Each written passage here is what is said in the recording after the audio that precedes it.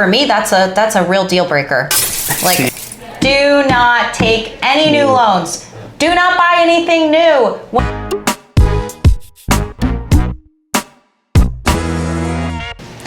Welcome back to the RealT podcast, where we give you all the tea on real estate. Today, we're going to dive into a topic that a lot of people have interest in because it can be a source of nervousness, and that's the home buying process. We're going to start with step one, that find an advisor, and then we go all the way till the closing table and final walkthrough. If you're a first-time home buyer, or even if you're a seasonal buyer, grab your notebook, grab your tea, coffee, whatever you like to drink, mushroom coffee, and take a notes. Let's get into it. Or we'll take notes for you, and we'll add all the links to the description in the bottom below, and you can just follow that. Okay, today we're tackling the home buyer process. We actually have a Buy with Confidence guide here, and if you'd like to get one of these, you can comment or look in the description. We'll tell you how to get this. This is a full step-through process of the home buyer process. We are gonna stick with the same numbers that are in here for the steps. So let's get started. Step one. Step one, find a real estate advisor. Who is the real estate advisor and what is... So, I think a lot of people think that you get a realtor, you get a real estate agent, they're all the same, right? Yeah. There are actually levels of service for real estate agents. Mm-hmm. You can have someone who you just pay to write an offer, that you pay to open a door. But in our case, as real estate advisors, we provide a full service through the entire process. And in our market, being a luxury market, generally it's luxury service level, full hand-holding, psychiatric services. The entire process we're going to be with you. So, that's a little bit different than someone who doesn't have that level of service. Also, I think the biggest difference to me about the real estate advisor and just regular real estate professional like a realtor or real estate agent is that as an advisor, you not only at the beginning, but you're also guiding your clients throughout their whole journey, and even after the journey. Yeah, their entire time owning a home. Right. I mean, we go and talk to people about what improvements to make to their house, or we give them annually the market updates. Right. Like they're like financial advisors. Exactly the same as a financial advisor, letting you know the value and the things you need to know about in the market. Yeah, so it's really a little bit more thorough than and it's, your normal agent. Either you like it or not, but we're always with you, and all the way from beginning till the end, and even afterwards. Yeah. But anything else that you think maybe? What I like to always say is that you need to, shop around and figure out who's going to be the best fit for you. I think location is most important for picking an agent. You need an agent who is thoroughly entrenched in the area and the community that you're looking to buy a house. You want to make sure that person has that knowledge, that long-term history, the market knowledge. Connections, network with other agents, because that's, as you will discuss later, that it plays a very important role. Right. When you are buying or selling a house, that you have an agent that has a good relationship with other agents and can help you to make transactions smoother. Right. And then also, I always say that style is important. So picking an agent that matches your personal style. I mean, I always say all the time, I'm a nerd, I'm a spreadsheet person, I'm analytical. I work really well with other people that think that way. But if you're much more intuitive and you're much more, the other extreme, I might not be the person for you who's gonna sage your house and check the stars before you buy. But if you love that, you need to find someone who's that match. So I think there's an agent out there for everybody. Right. I think I don't know if that's my style, but I do apparently attract a lot of clients who do. Well, I think you're artistic and intuitive more than I am. Yeah, who check the stars and. Yes, but you also are brass tacks, down to business guy too. So I think you cover the bases. Yeah. But you have to, meet that person, talk to them, make sure that it's a good fit. And then once you've decided who you're going to go with, then you need to have a buyer consultation. and go over the representation documents, which is step 2. Step 2 is going to be our consultation and representation documents review. And let's say if I was looking for a real estate advisor, how would this work with, like, let's say us as an advisors? We not just shop up. Maybe you find advisor online, you like their personality, maybe you like their record of their sales or representing buyers, but then what would be the next step? Like what we provide, we offering the consultation. Right, and because agency is required in the state of Connecticut, you have to have buyer representation. It used to be, all these things have changed, but at some point agents all worked for the seller in some states, but here we have buyer representation. So you have to have a buyer's agent or sign that you are unrepresented. You would be crazy not to get a buyer agent to represent you. So what we do is a full consultation where we talk about the entire process, explain it to you, and then go over what our services are and our fees. And in that agency agreement document, it discusses what we will be paid. And everything is upfront, everything is negotiable, and you will know clearly what. Because when we might get into the station and later we'll discuss about offers, that can be affected also what we offering and what we asking from the sellers or some sellers concessions too. And historically in our market, the seller has offered buyer agent compensation. That can change too, so it's not always the same amount, but generally the way that I work, and Alexey has his own way too, but like our fee is set. We are not discount brokers, so we have a full service option and a variety of things based on each person. But everything is upfront, and the buyer knows that there's no surprises that they, at the end of the day, they might need to pay more out of pocket. They receive another invoice. No, everything else will be upfront. And also, I think at that consultation, we not only discussing about our styles of working, our fees, but we also can educate clients on like markets, what to expect about. We're going to do a full consultation where we're listening to what your needs are, what your wants are, what your specific family and lifestyle situation is. It's a consultation of learning that, not just us sharing our documents. But that's an important step too. Yes. Okay. Step 3, prepare your finances. Now, this is step 3 in this map here, in this guide. But Alexey and I both agree that we think that in current market condition, in current market, that has to be before even step 1, like 0.1 or something that we, in this current market. And also we're in a high-end market, so it's an expensive purchase. It's a competitive market where things are selling still above list. Even when it wasn't, I think it's something that you should be on top of your finances. You should know what your means are in general. A basic, how much money do I make? What are my, debts, and reconciling that to kind of know what your spending power is important to know that you can enter the market at minimum. And also it will give you clarity and less maybe frustration knowing like what's your max. Right. And like you were saying, if you're upfront with a real estate advisor about what's your max, we can prepare, and we'll talk again about this later in the next steps, but that really helps. Right. So I always say that you should talk to whoever has the most of your money, your financial advisor, your bank. A lot of banks will have a certain branch that has full services in it. Not every bank and teller has that all now. You make an appointment, go in, say, hey, I'm a customer. I have most of my money here. What can you do for me? See what they're going to offer you.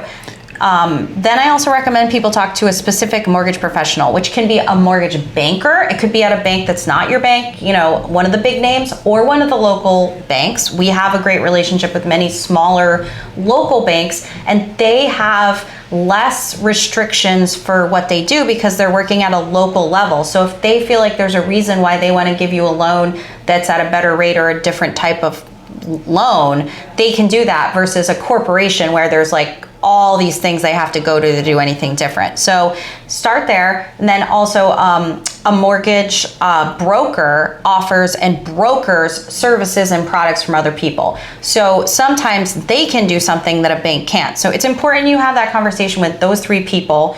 And then the other thing we always tell everyone during the buyer consultation, do not take any new loans. Do not buy anything new when you are in the process of home buying. Don't get a boat. Don't decide to pay off your car loan and get a new car. Don't do anything without talking to who is going to be your mortgage professional, because you can affect your credit, you can affect the amount of like loan to value of your qualifications. Like, you have to be really careful. Also, the timing, like you don't want to do any of this within 90 days of the closing, because then it changes underwriting and they have to redo paperwork, and you can cause your entire loan to be delayed. So unless you're buying with cash, then. But what if that cash was counted as an asset? Like, you really, honestly, don't make any major choices without talking to someone. If you talk to your financial advisor and they advise you, you have enough assets and you can buy with cash just to get the deal, and then you can always talk to your. Are we talking about here also about the differences between pre-processed, pre-approved? Yeah, let's mention that. So. There's a lot, well, we have whole videos on this, but there's like, you can put in your income and you can say you're pre-approved. Pre-qualified is a little bit more in depth. That means you gave some documents. Then when you actually go to buy a house, you're gonna give them all the documents and they're gonna start the process. You know, you're gonna pay the fee and all of that. But you can go down the road to be pre-processed at this point. And or even like we were saying, even before, like maybe, I mean, it's step 1, step 3, you can kind of do this parallel at the same time, finding the advisor and doing your financing, because maybe if you pre-process, it can be strong as cash, or even sometimes it can be even stronger than cash, because sellers see that you as serious and you have a time frame. And pre-process means underwriting has approved you without a property address, so all they need is the contract and the property address. But as long as you're in the range that they pre-process you for, you are as strong as cash in a lot of ways, because you're not waiting for mortgage approval to fall through and you're not waiting extra days. So as soon as they get that contract, it's like within a matter of days, within a week, your loan is checked off and done. But also as a seller, you see that if somebody pre-processed, they're more committed because they have a time frame. Yeah, you know they're organized and together and they have it. If people buy with cash, they have more flexibility to maybe walk away. Because they have a little bit more less dedication than people who pre-process. That's why I think that's important. Those first and third step kind of maybe even go together. I would also like to say that not all mortgage pre-approvals are equal. Absolutely. If you have like an online pre-approval letter and you're going up against people that are making very serious offers, and or it's a mortgage company no one has heard of, and just get another one. Just get the letter from somebody that has the importance and that they're gonna think is worthwhile. You can use whoever you want for your loan, but make sure it's a major player in the local game, because that has value. Yes. All right. Let's do the step number 4, which is a start search for your homes. Okay. I think that's we were thinking about talking more about the location and getting to know the location before you start even searching your home. Like, one of the advices you would give probably is to explore the local areas, go to the coffee shops, different times of the day, maybe go to the grocery store, see how busy it is, how the commute to your, soccer If you're games. not familiar with the area, do a vibe check. Nice. Go and do a vibe check and make sure that what you think is where you want to live is actually where you want to live. Right. And you might be surprised that places that you had crossed off your list actually are a perfect fit. That happens a lot too. People are like, I don't think that's my place. And they go and they realize it's amazing and it was their place. Or also, I think I will share a little bit about my experiences. Like, if you're a first-time home buyer or you're coming from the city, you're not used to dealing with septics and wells, you might start exploring areas where there's a public, town water and sewer. Ease yourself into living in the woods. In the suburbs. That's something that also sometimes buyers discover later. They like certain areas that we explore, and then they find out, that's a lot more responsibility that they want to Right, like you might like the downtown, but the properties that go with that town are just way too rural or woodsy for you, and you want a more urban vibe, then you need to be in a certain place, because it's not just the coffee shop, it's what is the house. So Right. And it's constantly changes. I see in different markets, even in Westport. Yeah. Like if something used to be more trendy, certain area more, but currently what I'm noticing that people wants to be closer to a town, smaller lots, because I think people are busy now. They don't want to take care of the big lawns, even if I don't see any homeowners who do it themselves, but still I think I'm Right. noticing the smaller lots kind of become more favorable. no tree work, that kind of thing, yeah. Right. That's why I think it's not only like check vibe, it's everything included in. Yeah, and I think you need to learn the market. So one of the things I always tell my buyers is, let me set you up with solds.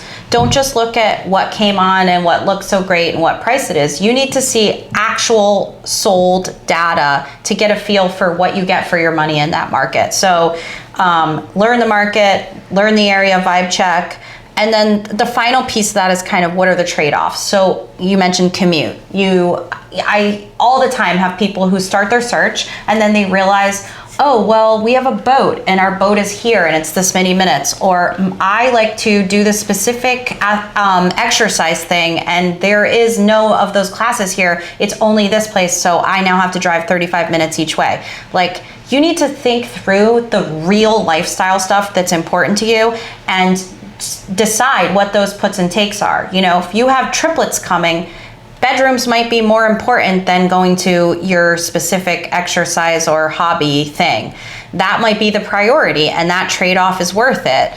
But sometimes the trade-off's not worth it. Like if you constantly use the airport, you need to be close to the highway and get to the airport fast. You don't want to waste that time.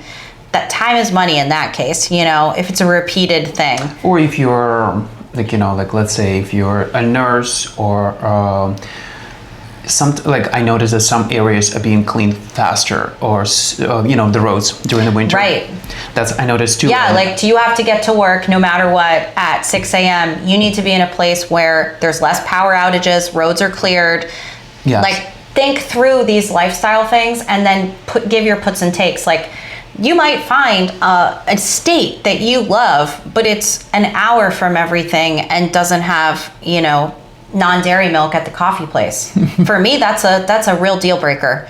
Like if I can't drive to coffee, I'm not moving there. I don't care. So, you know. But all of this is like people don't think until I think they moved in. Right. And they start realizing like, and again, there's never a perfect house, right? Right. But at least you can check what's. Well, and our job is to get people the most for their money in terms of a house, but also the most in terms of lifestyle. And that's not just square footage. So, you know, you got to really think it through. I also have a Costco rule for all of my buyers. I ask everyone, how far are you willing to drive to Costco?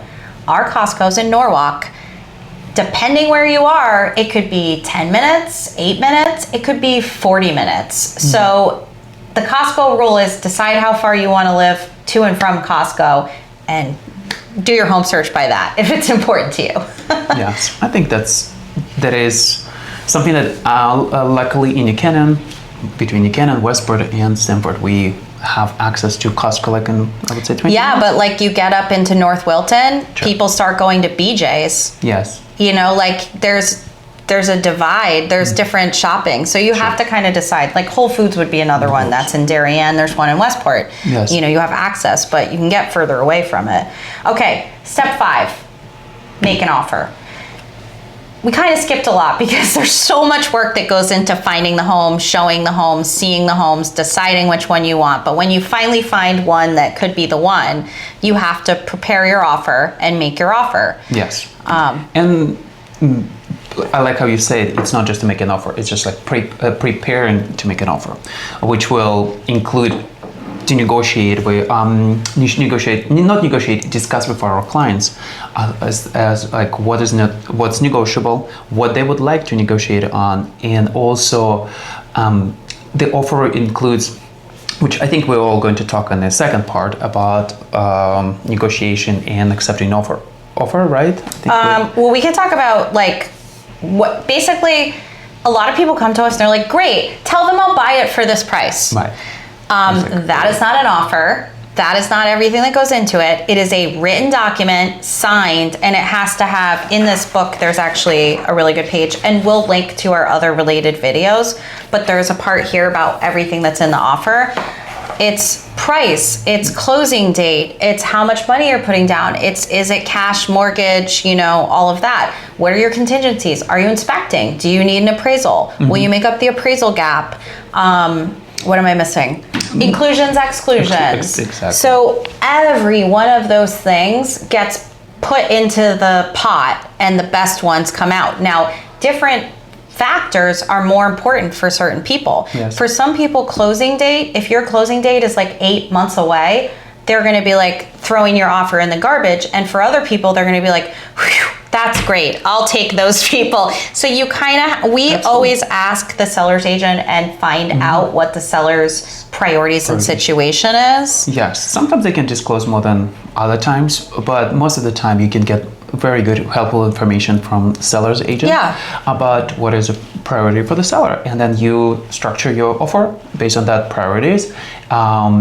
And yeah, I absolutely agree with you. Sometimes people want to have a longer closings because they may be waiting for their kids to graduate from school and they need that time. And then sometimes they want a short closing because they need to buy something else, but they don't want to move. So you do like a rent back. So really knowing these things makes a difference and can put you ahead. But our job in general is to educate the buyer on what these terms are, find out where their range of comfortableness is on each one of those, and then structure it and set it up for that property and that seller, and put our buyers' best foot forward, best presentation, really sell to the other agent, our client, as a great buyer, strong buyer, on top of it. We're communicating, they're smart, they love it, they're gonna, and that they're gonna follow through. And when we present all of the story of our buyer's offer, hopefully that helps them,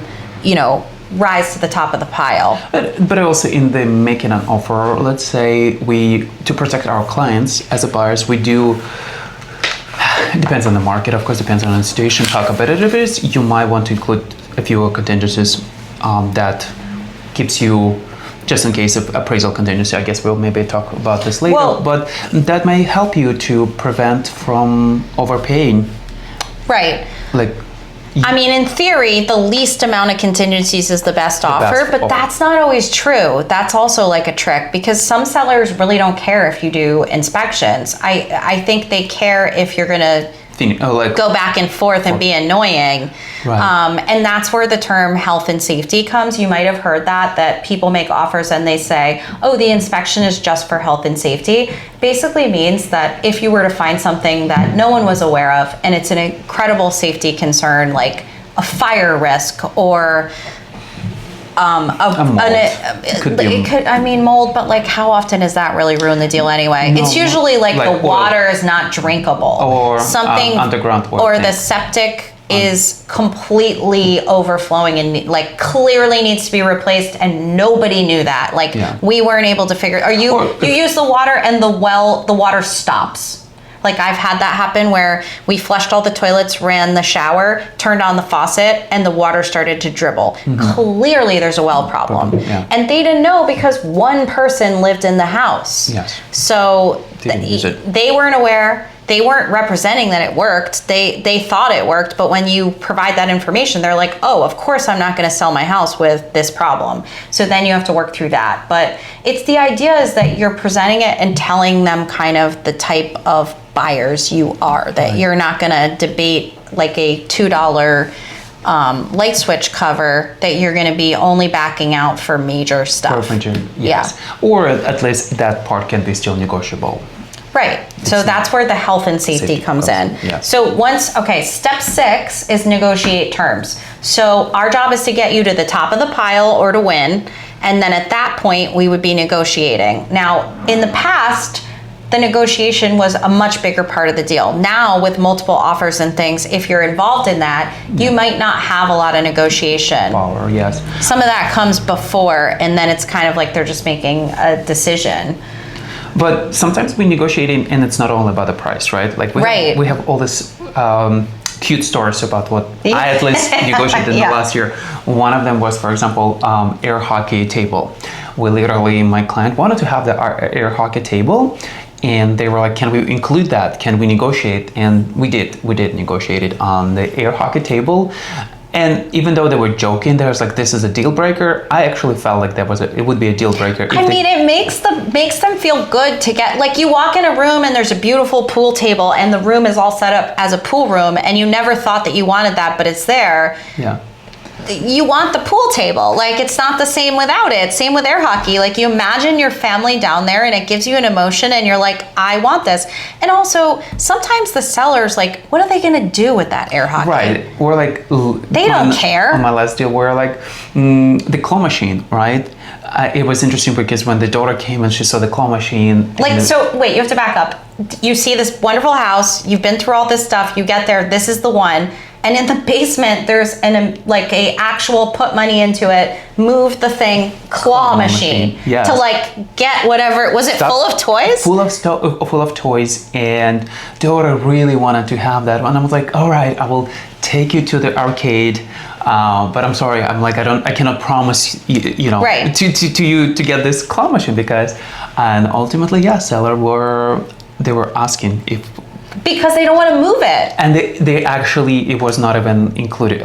It was included. It was not, they didn't ask for more. They just like would the... Right, because also a lot of times items we don't put in the contract because, little side note, that would be included in your mortgage and you'd be paying on that item, which can be very problematic. So usually it's a side exchange to buy furniture or other things that are not fixtures.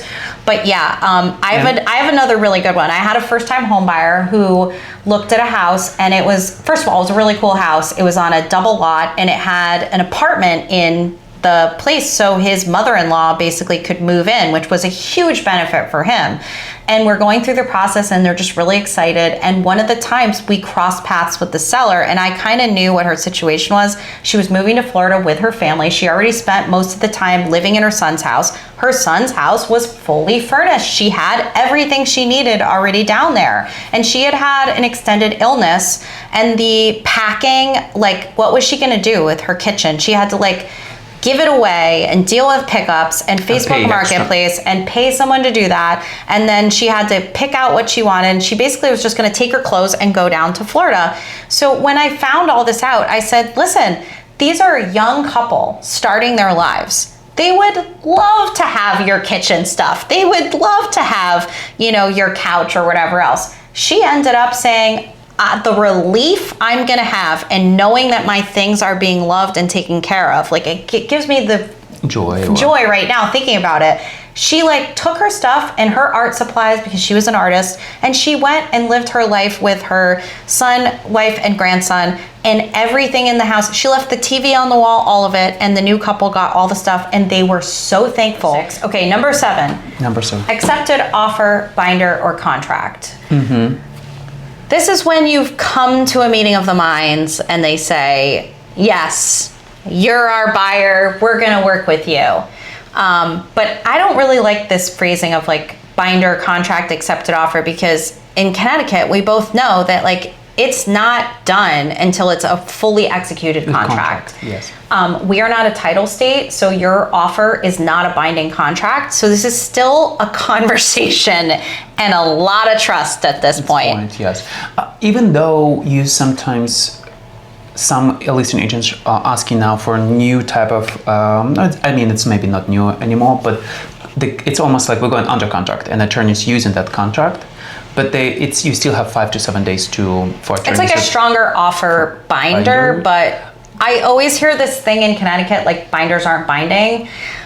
There's also the idea that to purchase real estate, you have to have funds attached to something. So in the old days, we would like walk a check to the other office, and that would be held in escrow at the real estate firm.